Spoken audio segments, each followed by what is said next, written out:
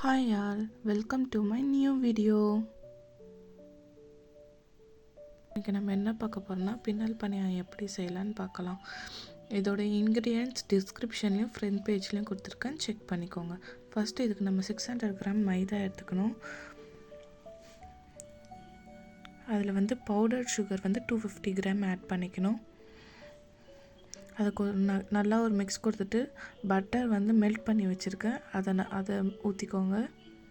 அப்புறம் 2 pinch salt போட்டுக்கோங்க. தண்ணி கொஞ்சமாக ஊற்றி சர்க்கரையை கொஞ்சம் நல்லா கரைச்சிக்கோங்க. அதை நல்லா ஒரு மிக்ஸ் பண்ணிக்கோங்க. நல்லா ஒரு டைட்டான டோ கன்சிஸ்டன்சிக்கு நல்லா பிசைஞ்சு வச்சுக்கோங்க. டைட்டாக பிசைஞ்சிக்கோங்க. அதுலேன்னு பாதி எடுத்து அதை நல்லா வளட்டி எடுத்துக்கோங்க. நல்லா கட்டமாக ஆற அளவுக்கு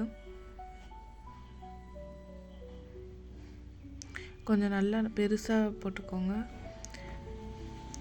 நாங்கள் எப்பயும் இந்த டேபிள் டாப்பில் தான் செய்வோம், அதனால் எப்பயும் க்ளீனாக இருக்கிறதுனால நாங்கள் இதிலே வச்சு செஞ்சிட்டோம். உங்களுக்கு ஏற்ற வசதிக்கு ஏற்ற மாதிரி நீங்கள் செஞ்சுக்கோங்க. இந்த மாதிரி நடுவில் கோடு போட்டு கிழிச்சு கட் பண்ணி எடுத்துக்கோங்க.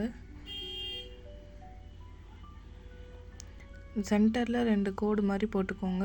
அப்போ தான் நம்ம அது பின்னல் பண்ணுறதுக்கு கரெக்டாக வரும். உள்ளே ஃபோல்ட் பண்ணி எடுக்கணும். நம்ம ஃபஸ்ட்டு எல்லாத்தையும் கோடு போட்டு வச்சுக்கிட்டா நமக்கு செய்யும் போது ஈஸியாக இருக்கும். இது மாதிரி உள்ளே போட்டு முடிச்சு போட்டு வெளியே எடுக்கணும். டாப்பில் இருக்கிறத பாட்டம் வழியாக வெளியே எடுக்கணும். உள்ளே அனுப்பி வீடியோ காட்டுற மாதிரி பார்த்து செஞ்சுக்கோங்க. சைட் பை சைடு ஆயிலை ஹீட் பண்ணி வச்சுக்கோங்க. இப்போ ஆயிலில் நல்லா ஆயில் ஹீட் ஆகிட்டுக்கு அப்புறமேட்டுக்கு அதை ஒன்று ஒன்றா எடுத்து போடுங்க. போட்ட உடனேயே மிக்ஸ் கொடுக்க வேணாம், ஏன்னா கலைஞ்சிடும். அப்புறம் கொஞ்சம் நேரம் கழிச்சிட்டு அது கோல்டன் ப்ரௌன் கலர் ஆகும், அப்போ மிக்ஸ் கொடுங்க. மீதி இருக்கிறதையும் நான் செஞ்சு வச்சுக்கிட்டேன். அப்போ தான் நம்மளுக்கு ஃப்ரை பண்ணி எடுக்கிறதுக்காக ஈஸியாக இருக்கும். லைட்டாக ஒரு மிக்ஸ் கொடுக்கணும். நல்லா மிக்ஸ் பண்ணால் அது பிச்சுக்கிட்டு போயிடும். அப்புறம் லைட்டாக கலர் சேஞ்ச் ஆகி வந்துட்டோன்னே அதை ஆயில்லேன்னு எடுத்துருங்க.